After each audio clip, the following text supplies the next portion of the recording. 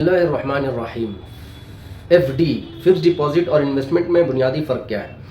Fixed deposit में जो profit होता है वो हमेशा मुतय्यन होता है, फिक्स्ड होता है। यानी सबसे ज़्यादा कम रिटर्न इसी फिक्स्ड डिपॉजिट में मिलता है, यानी 5 से 6% तक, या बहुत से बहुत 7% तक। जबकि इन्वेस्टमेंट की सूरत में अगर हम हलाल तरीके से इन्वेस्टमेंट करते हैं, सरमायाकारी करते हैं, तो प्रॉफिट कभी भी मुतय्यन नहीं होता, बल्कि नफ़ा और नुकसान की बुनियाद पर इसमें सरमायाकारी होती है। एफडी में रिस्क बहुत कम कम होता है, रिस्क का रेशो बहुत ही लो होता है। जबकि इन्वेस्टमेंट में रिस्क का जो तनासुब है वो ज़्यादा होता है, लेकिन नफ़ा के इम्कानात भी एफडी के मुकाबले में 2 गुना या 3 गुना होता है। यानी 12 से 18-20% तक के नफ़ा के इम्कानात इन्वेस्टमेंट की सूरत में होते हैं।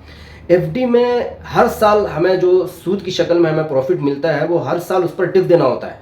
जबकि इन्वेस्टमेंट में हमें सिर्फ long term capital gain tax देना होता है, वो भी तब जब हम पैसे निकालते हैं, यानी हर साल उसमें टैक्स देना नहीं पड़ता। एफडी की सूरत में जो पैसे की कद्र है वो इन्फ्लेशन की वजह से हमेशा घटती रहती है, जबकि इन्वेस्टमेंट की सूरत में पैसे की जो वैल्यू है वो बढ़ती रहती है। लिहाजा अगर हमारे पास पैसे हैं तो हमें हमेशा इन्वेस्टमेंट को तरजीह देना चाहिए।